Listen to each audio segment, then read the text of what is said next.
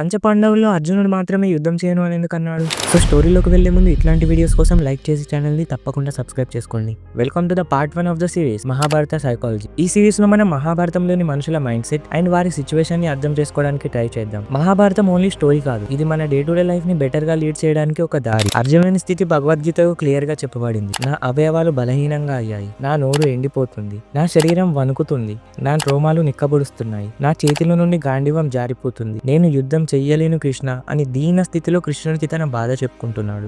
Just imagine, మన ఇంట్లో అమ్మా నాన్న చాలా పెద్ద గొడవ పడుతున్నారు అండ్ వాళ్ళిద్దరిలో ఎవరు కరెక్ట్ అని మనల్ని అడుగుతారు. అప్పుడు మన సిచ్యువేషన్ ఎలా ఉంటుంది? ఒక సైడ్ తీసుకోగలమా? ఒకరిని రైట్ అని చెప్పి ఇంకొకరిని బాధ పెట్టగలుగుతామా? అర్జునుడి కూడా సేమ్ ఫీలింగ్స్. ఇక్కడ సిచ్యువేషన్ డిఫరెంట్ కావచ్చు కానీ ఫీలింగ్స్ సేమ్. ధర్మరాజు యుద్ధాన్ని తన కర్తవ్యంగా భావించాడు. భీముడు ఆల్రెడీ కౌరవులపై కోపంగానే ఉన్నాడు. నకుల సహదేవులు ఎమోషన్ పై ఎక్కువ ఆసక్తి చూపించరు. ఇంతేకాకుండా యుద్ధంలో మెయిన్ వారియర్స్ ని చంపాల్సిన బాధ్యత అర్జునుడి పైనే ఉంది. అలాగే భీష్మద్రోణులకు అందరికంటే అర్జునుడే ఎక్కువ ఇష్టం. సో అర్జునుడు ఈ అటాచ్మెంట్ కారణంగా ప్రెషర్ కి లోనయ్యాడు. మహాభారతం అర్జునుడిని స్నేహబద్ధ అర్జును అని వర్ణించింది. అంటే ఎమోషన్ కి చాలా అటాచ్ అయ్యేవాడు అని అర్థం. దీన్ని బట్టి మనం నేర్చుకోవాల్సింది ఏంటంటే, మనం ఇష్టపడే వారితో అయినా సరే ధర్మ సమయం వచ్చినప్పుడు డెసిషన్స్ హార్డ్ ఉంటాయి, యుద్ధం చేయక తప్పదు. మనం గమనించాల్సిన ఇంకో విషయం ఏంటంటే, అర్జునుని అబిలిటీ ఆఫ్ క్వశ్చనింగ్. తనని యుద్ధం చేయమని చెప్పింది సాక్షాత్తు ముల్లోకాలను పరిపాలించే ఆ పరమాత్మ. అలాంటి వాడు చెప్తున్నా కూడా అర్జునుడు సంకోచిస్తున్నాడు అంటే ఆలోచించండి. అర్జునుడు క్వశ్చన్స్ అడిగాడు కాబట్టే భగవద్గీత పుట్టింది. సో మనం కూడా ఎంత పెద్దవారినైనా క్వశ్చన్స్ అడగడానికి భయపడకూడదు.